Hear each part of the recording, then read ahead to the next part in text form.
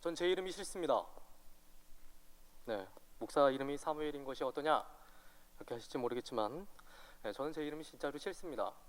왜냐하면 어렸을 때부터 남들과 다른 이름 때문에 놀림도 많이 당해보았고 또 따돌림도 많이 당해보았기 때문입니다.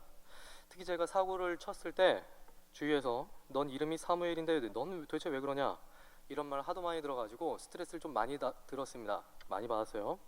또 가끔 가다가 학교 선생님들, 특히 이제 직구 주신 우리 학교 선생님들로부터 이런 말씀도 들어봤습니다. 너는 얼굴은 동양인인데 왜 이름은 오랑캐 이름이냐? 그래서 제가 스트레스를 좀 많이 받곤 했습니다. 그런데 제일 큰 스트레스가 있었어요. 그것이 무엇인가 하면은 고등학교 다닐 때 주위에 있던 여고의 여학생들과 미팅하는 것이 유행이었었는데 전체 이름이 창피해서 한 번도 나갈 수가 없었던 겁니다. 미팅에 나간 자리에 제 이름이 알려지면 특이한 이름 때문에 여학교에 소문이 금방 나게 될 것이고 같은 교회 다니는 여학생 교회도 들어가게 될 것이고 그렇게 되면 교회도 소문이 퍼져서 부모님께 걸리게 되고 부모님께 죽기 일보 직전까지 맞을 것이 분명하기 때문에 이런 논리적인 생각 때문에 미팅 자리에 나갈 수가 없었던 겁니다. 그래서 전 남학생들하고 참 잘 어울려 다녔습니다. 특히 오토바이 타고 다니는 학생들과 참 많이 어울려 다녔습니다. 제 이름이 주는 이미지가 얌전하고 모범생 같은 이미지여서 그것을 좀 벗어나고 싶어서 좀 학교에서 봤을 때 특이한 친구들하고 잘 어울려 다녔습니다. 고등학교 때까지는 그렇게 이름 때문에 스트레스 받으면서 살다가 신학대에 오게 되니까 스트레스가 좀 완화되기는 했습니다. 왜냐하면 신학대에 와서 보니 저와 같이 이름이 특이한 사람들이 한두 명이 아니었기 때문입니다. 요셉도 있고요. 모세, 여호수아, 사무엘, 한나, 엘리야, 호세, 학개, 에스더, 요한, 바울 등등 성경의 이름들이 워낙 모여 있다 보니까 제 이름은 그냥 자연스러운 이름처럼 모여지게 되었습니다. 그래서 저희 클래스메이트 한 100여 명 되는 학생들 중에서 성경의 이름을 가진 학생들만 모여가지고 따로 미팅을 해봤는데 그 학생들도 저랑 같이 똑같은 고통 속에서 살고 있게 되었던 것을 보게 되었습니다. 혹시 이 자리에 2세를 계획하고 계시거나 혹은 늦둥이를 계획하고 계시는 분이 계시다면 자녀의 이름은 꼭 한국 사람답게 지어주시기 바랍니다. 자녀하고 협의되지 않은 상태에서 성경의 이름 짓는다는 것은 제 개인적인 생각입니다만 자녀한테 죄 짓는 거라고 저는 생각을 합니다. 저는 제 그 이름 때문에 스트레스를 좀 많이 받았고요. 한때 방황하기도 했었는데 오늘 말씀해 보니까 신앙의 길에서 저처럼 방황을 경험했던 사람이 등장합니다. 바로 삼손입니다. 삼손은 우리에게 매우 잘 알려진 인물입니다. 우리 기독교인들뿐만 아니라 하나님을 믿지 않은 비기독교인들에게조차 아주 잘 알려진 인물입니다. 가방을 만드는 회사 중에 샘소나이트라고 하는 회사가 있는데 이 샘소나이트라는 이름은 삼손의 이름에서 가져온 겁니다. 우리에게도 잘 알려져 있고 비기독교인들에게도 잘 알려진 이 삼손은 대단한 사람이긴 하지만 대단히 한심한 인물이기도 합니다. 삼손은 이스라엘의 사사, 즉 백성을 다스리는 재판관임과 동시에 나시린의 신분이었지만 성경에 기록된 삼손의 일생은 나시린으로서 백성의 지도자로서는 거리가 매우 먼 모습이기 때문입니다. 성경은 삼손의 출생 이야기를 매우 자세하게 기록해 놓고 있습니다. 사사기 13장 전체가 그의 출생 이야기이지요. 성경에서 어느 인물의 출생 이야기가 기록된 것은 매우 드문 일입니다. 야곱, 모세, 삼손, 예수님, 세례 요한 이 5명 외에는 출생에 대한 이야기가 나오지 않습니다만 성경에서는 사사기 13장 이 한 장 전체의 내용을 통해서 삼손의 출생에 대한 이야기를 담고 있습니다. 그 이유가 무엇일까요? 그만큼 삼손에게 주어진 하나님의 사명이 컸다는 것을 의미하고 이 아이가 얼마나 많은 기대 속에서 자라나는지 그리고 태어나는지 그것을 보여주는 것입니다. 13장에서 나타난 삼손의 출생은 매우 특별한 방식으로 나타나게 됩니다. 어머니에게 먼저 천사가 나타나고 그 다음 아버지에게도 천사가 나타나게 되는데 천사는 2번씩이나 태어날 아이가 어떤 아이가 될 것인지를 말해줍니다. 바로 나시린이지요. 그리고 삼손이 자라났을 때 하나님은 삼손에게 복을 주셨는데 삼손의 성장 시절에서 눈여겨보아야 할 기록이 있습니다. 바로 13장 25절의 말씀 중에 움직이기 시작하셨더라 라는 말씀입니다. 한글 성경에서는 움직이기 시작하셨더라 이렇게 번역이 되어 있지만 히브리어 원문의 뜻은 이런 뜻이 아니라 몰아대기 시작하셨더라 라고 하는 뜻이 됩니다. 즉 삼손의 성장 과정에 있어서 하나님이 매우 적극적으로 관여하고 계셨다라는 뜻입니다. 그런데 하나님에 의해서 인도함을 받던 삼손이 타락하기 시작합니다. 삼손이 성경에서 맨 처음 등장하자마자 처음 하는 말이 무엇인지 여러분 혹시 아십니까? 내가 여자를 보았노라입니다.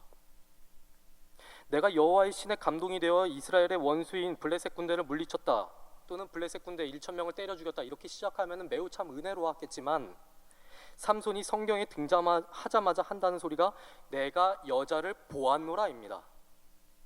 그런데 단순히 여자에게 마음을 빼앗긴 것이 문제가 아닙니다.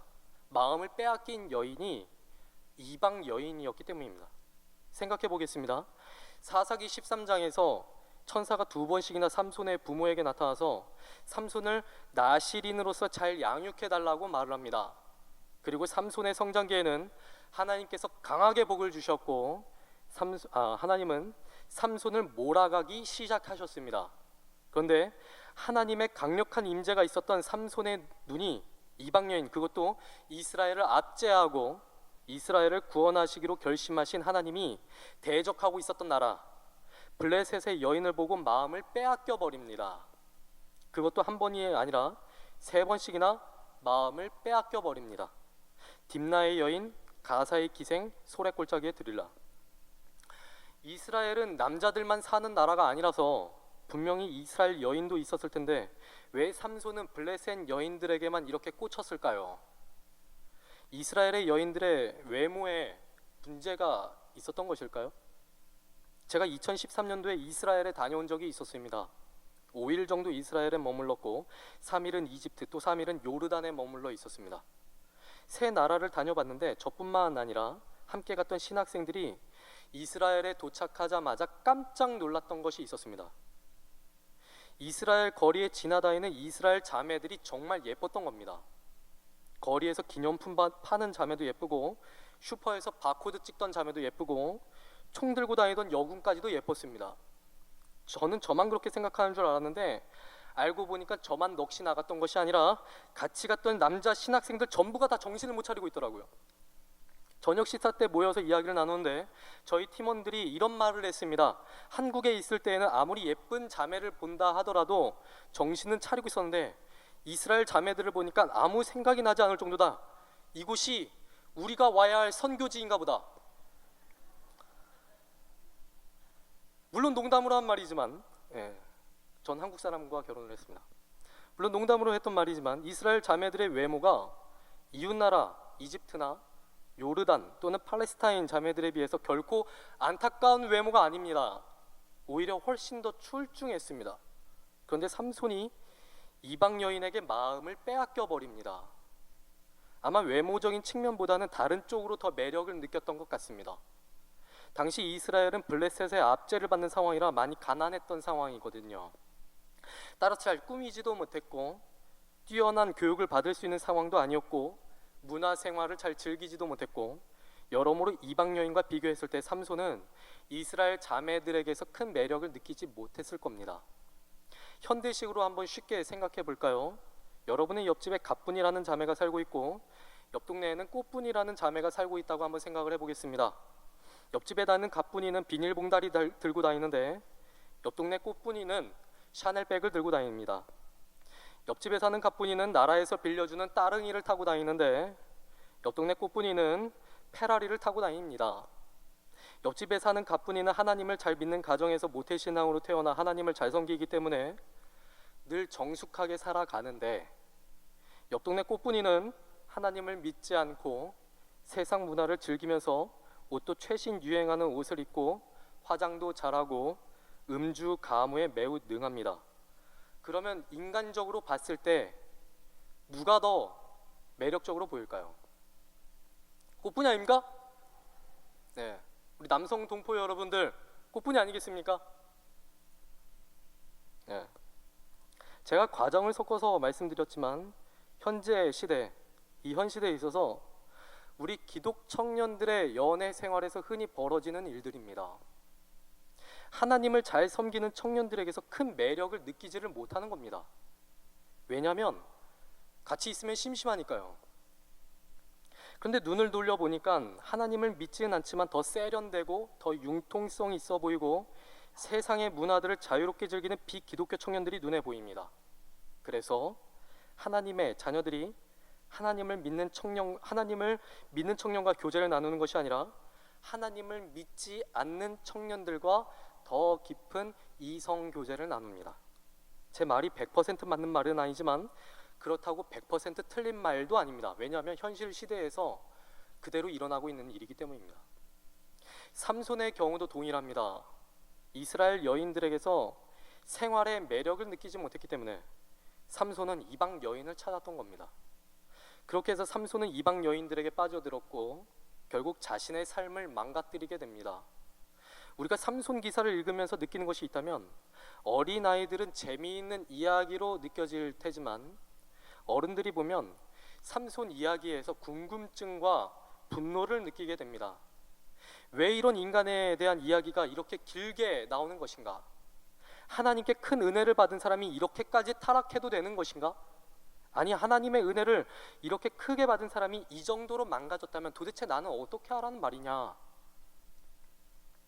삼손의 인생과 그에 임한 하나님의 은혜는 그 누구도 이해하기가 쉽지가 않습니다. 그런데 사사기 14장에서 삼손이 낸 수수께끼를 보면 어렴풋이 이해가 갑니다. 삼손이 블레셋 딥나의 여인을 보고 한눈에 반해버립니다. 삼손은 부모에게 블레셋 여인과 결혼하게 해달라 이렇게 조르지만 부모는 반대하지요. 하지만 삼손이 부모를 거의 협박하듯이 이렇게 말을 합니다. 제가 그 여자를 좋아합니다. 저를 위해 그 여자를 데려와 주십시오. 부모는 삼손의 간청에 못 이겨서 나실인인 아들의 정체성도 무시하고 결혼을 허락해 줍니다. 삼손이 부모와 함께 딥나로 내려가는데 포도원을 지나다가 사자를 만납니다. 사자는 젊은 사자를 보고 염소 새끼 찢는 것 같이 사자를 찢어버리고 가던 길을 계속해서 갑니다. 그러다가 그 후에 블레셋 여인을 아내로 맞으려고 그곳으로 다시 지나가다가 삼손은 희한한 것을 보게 됩니다. 자기가 죽인 사자의 시체에 벌떼가 있고 거기에 벌꿀이 있는 것이죠. 삼손은 그것을 떠서 걸어가면서 먹고 그것을 또 자기 부모에게도 줍니다. 그렇지만 그 꿀이 어디로부터 났는지 말하지는 않습니다. 그 후에 삼손과 그 아버지는 그 당시의 결혼 풍습에 따라 블레셋 여자의 집에 내려가서 잔치를 베풉니다. 그리고 삼손은 30여 명의 젊은이들과 함께 수수께끼를 냅니다. 잔치가 계속되는 7일 동안 내가 내는 수수께끼를 풀면 내가 당신들에게 각각 배옷 한 벌씩과 겉옷 한 벌씩을 나눠주겠다. 대신 수수께끼를 풀지 못하면 나에게 배옷 30벌과 겉옷 30벌을 다오. 문제는 이것인데 먹는 자에게서 먹는 것이 나오고 강한 자에게서 단 것이 나왔다. 이것이 무엇인가?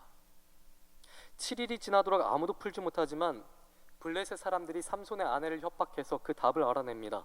무엇이 꿀보다 달겠으며 무엇이 사자보다 강하겠느냐. 별 의미가 없어 보이는 내용이고 삼손도 아무 생각 없이 낸 수수께끼인 것처럼 보이지만 이 수수께끼에 삼손의 인생이 담겨져 있습니다. 시체는 시간이 지나면 구더기가 생기고 파리가 끓어서 부패하기 마련이지만 어찌된 일인지 사자의 시체에는 벌이 모여서 꿀을 만듭니다. 삼손의 눈에 이해할 수 없는 일이 벌어진 겁니다.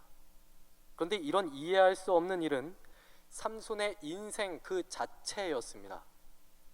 그 누구보다도 하나님의 은혜를 받았던 사람, 성경의 인물 중 전무후무하게 가장 힘이 세었던 사람, 그러나 하나님의 은혜를 자신의 정욕을 위해 탕진하고 머리털이 밀리고 두 눈이 뽑혀 원수들의 조롱거리가 되고 이번만 나로 하여금 강하게 해달라는 그렇게 부르짖는 삼손의 인생이 이 수수께끼에 담겨져 있는 것입니다.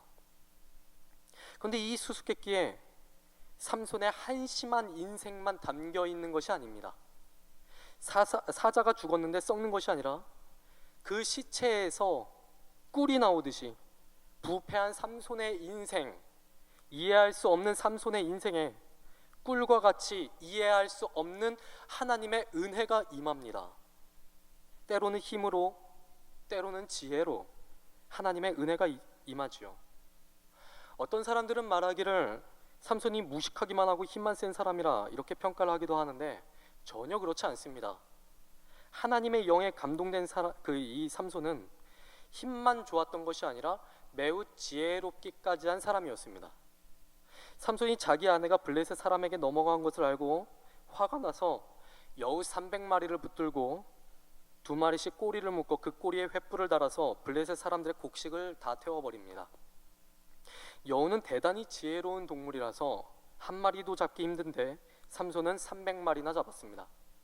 또 위기의 순간에 하나님께서 힘을 주셔서 나귀 턱뼈로 블레셋 군인 1000명을 때려 죽이는데 그때 그것을 기념하면서 나귀의 턱뼈로 한 더미 2더미를 쌓았으며 나귀의 턱뼈로 내가 1000명을 죽였도다 라고 하는 말을 남깁니다. 한글 성경에서는 그냥 일반 문장으로 되어 있는데 사실 이것은 히브리어 시입니다.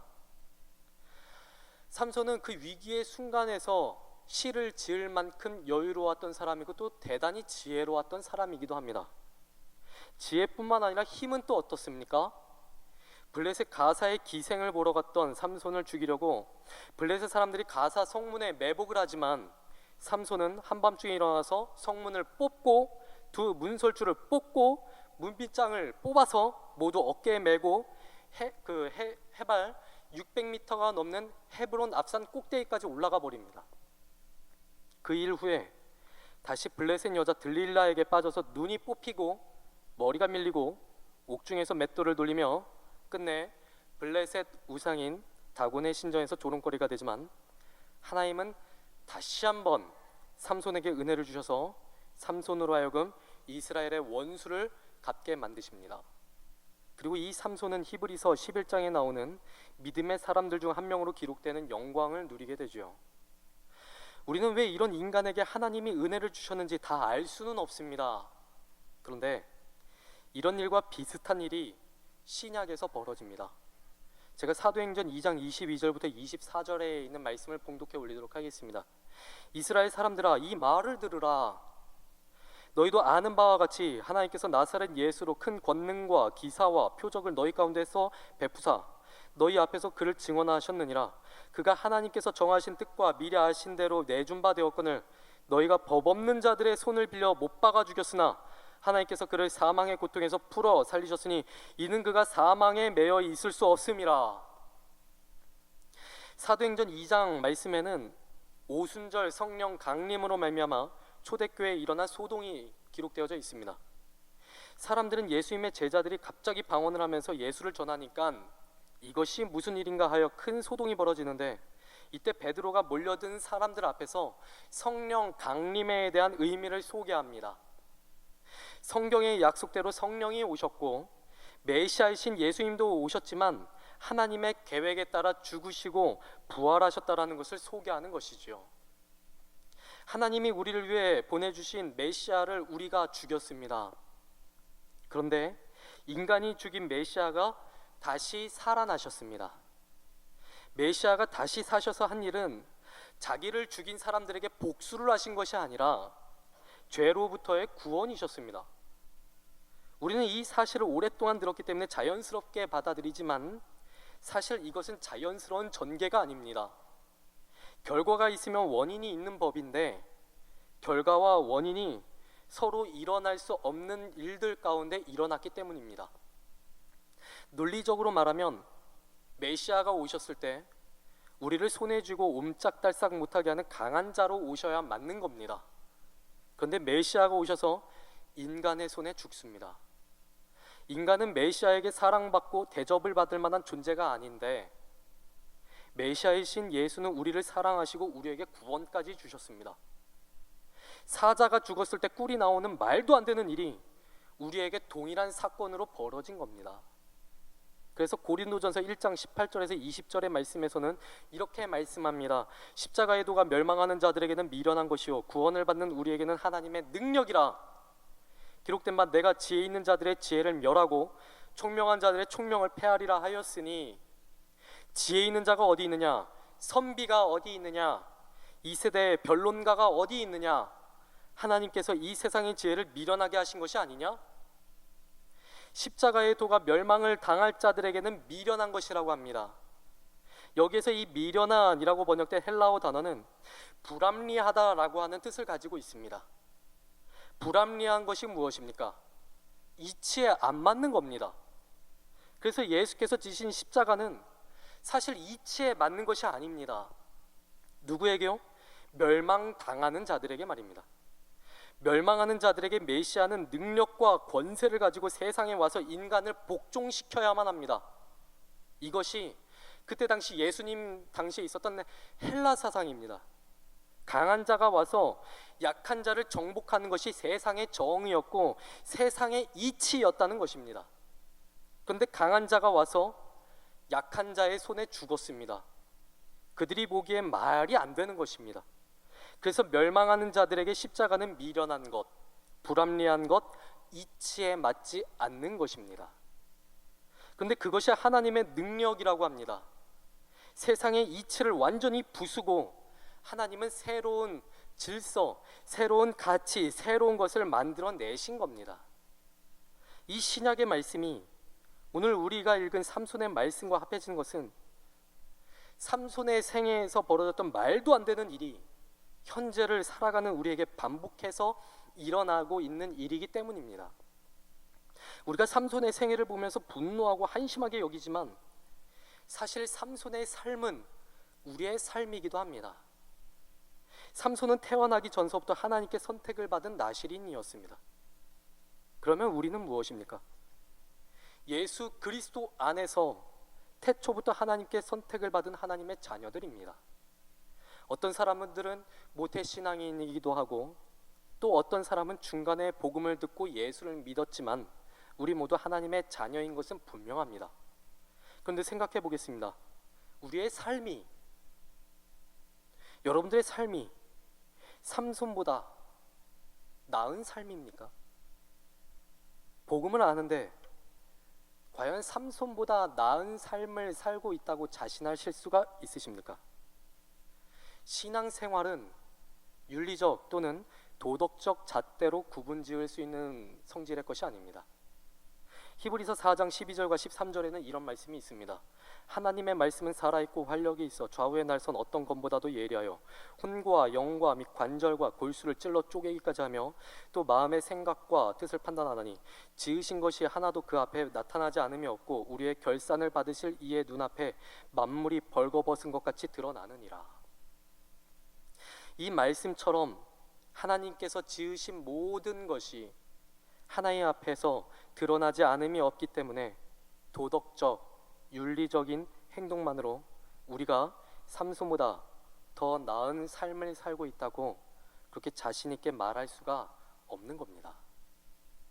우리는 우리 자신이 크게 잘못한 것이 없다고 생각할지 모르겠지만 죄악으로 인한 생각과 행동 때문에 늘 넘어지고 실패하고 만신창이가 되는 것이 바로 우리들의 인생입니다. 삼손처럼 하나님의 은혜를 받았지만 삼손처럼 똑같이 이해할 수 없는 인생을 살아가는 것이 저와 여러분들의 인생이더라는 것입니다. 그런데 삼손처럼 이해할 수 없는 인생에서 하나님이 이해할 수 없는 은혜를 베푸셨던 것처럼 이해할 수 없는 우리의 인생에 이해할 수 없는 하나님의 은혜가 임했습니다. 바로 구원입니다. 성경에서 하나님은 인간의 죄에 분노하시지만 자비롭고 은혜롭고 노하기를 더디하시고 인자와 진실이 풍성하신 하나님이라고 그렇게 소개를 하고 계십니다. 바로 그러한 하나님이시기 때문에 우리와 같이 이해할 수 없는 인생들을 덮으시는 것입니다. 그리고 이것을 보여주시기 위해서 사사기에 삼손 기사가 쓰여져 있는 것입니다.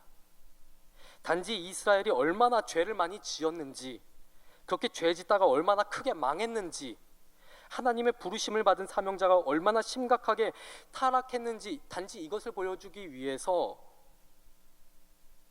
이것이 기록된 것이 아니라 이렇게 만신창이가 된 인간조차 품으시고 사용하시는 하나님이 죄로 얼룩진 너희들을 품지 못하시겠느냐?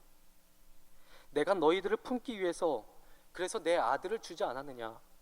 이런 하나님의 마음을 삼손의 이야기가 증언하는 것이죠. 사사기 전체를 통해서 하나님이 우리에게 주시는 메시지인 것입니다. 사사기는 온갖 못난 사람들의 인생을 하나님이 어떻게 덮으셨는가를 기록하고 있지, 우리가 그 못난 인생들을 보면서 비난하라고 주신 책이 아닙니다. 너희들도 이렇게까지 밑바닥까지 내려간 사람들이지만 내가 너를 붙들고 있다는 하나님의 이해할 수 없는 은혜가 증언되고 있는 책인 것입니다. 그래서 하나님의 일하심과 하나님의 능력이 우리의 이해를 뛰어넘는다는 것을 로마서 4장 25절에서는 이렇게 말씀하고 계십니다. 예수는 우리가 범죄한 것 때문에 내줌이 되고 또한 우리를 의롭다 하시기 위하여 살아나셨느니라. 하나님이 하나님의 능력으로 우리의 생각을 뛰어넘는 일을 하셨다는 것이 기록되어져 있습니다. 우리가 그를 죽였는데 예수님은 우리에게 복수하시기 위해서 무덤에서 박차고 나오신 것이 아니라 자신을 죽인 우리를 구원하시기 위해서 살아나셨습니다. 그러면 이해할 수 없는 은혜를 받은 우리는 과연 어떻게 살아가야 할까요? 로마서 5장 1절에서부터 8절까지에 있는 말씀을 보겠습니다. 그러므로 우리가 믿음으로 의롭다 하심을 받았으니 우리 주 예수 그리스도로 말미암아 하나님과 화평을 누리자.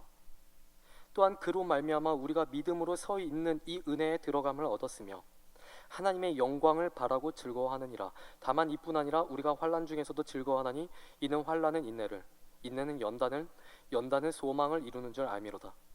소망이 우리를 부끄럽게 하지 아니함은 우리에게 주신 성령으로 말미암아 하나님의 사랑이 우리 마음에 부른 바 됨이니 우리가 아직 연약할 때 기약대로 그리스도께서 경건하지 않은 자를 위하여 죽으셨도다. 의인을 위하여 죽는 자가 쉽지 않고 선인을 위하여 용감히 죽는 자가 혹 있거니와 우리가 아직 죄인 되었을 때에 그리스도께서 우리를 위하여 죽으심으로 하나님께서 우리에 대한 자기의 사랑을 확증하셨느니라. 아멘. 사랑에는 조건이 없습니다. 그저 주는 것이 사랑입니다.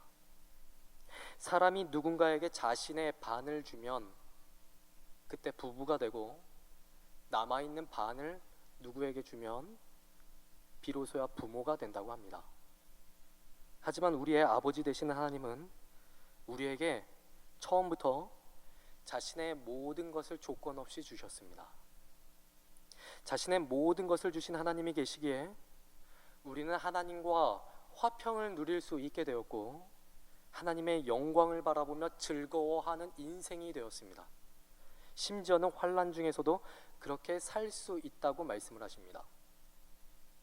여기서 환난은 예수를 믿기 때문에 오는 핍박이나 고난만을 의미하는 것이 아닙니다. 복음을 믿어도 하나님의 자녀가 되었어도 여전히 삼손과 같이 범죄하고 무너진 인생으로 비롯된 환난까지도 모두 포함이 되어 있는 말입니다. 결국 이 말씀이 궁극적으로 우리에게 주는 것이 무엇이겠습니까? 담대함입니다. 너의 어떠한 상황에서도 너를 포기하지 않고 붙들어서 내가 원하는 자리까지 너를 끌고 나가겠다. 이러한 하나님의 선언으로 우리가 담대하게 하나님께 나아가는 것입니다. 그리고 로마서의 선언처럼 하나님은 삼손을 히브리서 11장의 믿음의 조상들의 반열에 올려놓으셨습니다. 죽기까지 자기의 복수를 부르짖었지만 하나님께서는 그것까지도 은혜로 덮으셔서 하나님의 역사로 만드셨습니다. 제가 이스라엘에 갔을 때 갈릴리 호숫가 옆에 있는 한 작은 교회에 들리게 되었습니다. 그 교회는 요한복음 21장에 예수님께서 부활하신 후 제자들에게 나타나셨던 그 사건을 기념하는 교회였는데 그 교회가 호숫가 바로 옆에 있었기 때문에 저와 함께 갔었던 일행들이 그 호숫가에서 잠시 시간을 보내게 되었습니다. 갈릴리 호수는 갈릴리 바다라고도 불립니다. 왜냐하면 바다에서 벌어지는 일이 이 호숫가에서 똑같이 벌어지고 있기 때문입니다. 갈매기가 날아다니고 파도가 밀려오는데 저희 팀이 그 해변에서 잠시 쉬고 있었습니다. 잠시 동안 시간을 보내는 중에 몇 명의 사람들이 해변가의 모래에다가 낙서를 하기 시작했습니다. 그림을 그리기도 하고 모래를 파기도 하고 자기 이름과 애인의 이름을 그리고 사진을 찍으면서 해변가를 잠시 어지럽혔는데 갑자기 파도가 밀려오더니 해변가에 그려진 낙서를 모두 다 쓸어가 버렸습니다. 그리고 다시 해변가는 깨끗하게 되었습니다. 제가 그것을 보면서 하나 느낀 것이 있었습니다. 아, 내 마음속에도 하나님의 은혜가 날마다 밀려와서 내 마음속에 있는 것들을 정리해 주셨으면 좋겠다. 시편 16편 8절에서 다윗이 이렇게 고백을 합니다. 내가 여호와를 항상 내 앞에 모시며 그가 나의 오른쪽에 계심으로 내가 흔들리지 아니하리로다. 주님의 은혜가 밀려와서 나를 덮지 않으면, 또 주님께서 나를 붙드시지 않으신다면 요동칠 수밖에 없고 지저분한 인생으로 남을 수밖에 없지만, 이것을 잘 아시는 주님께서 늘 나와 함께 계시기 때문에 나는 요동치 않는다는 다윗의 고백입니다. 우리의 인생, 주님 없는 인생일 때 답이 없는 인생이지만 주님의 은혜로 우리가 지금 여기에 있습니다. 이곳에 모인 우리 모두의 인생이 하나님의 은혜가 덮이는 인생이길 소원합니다.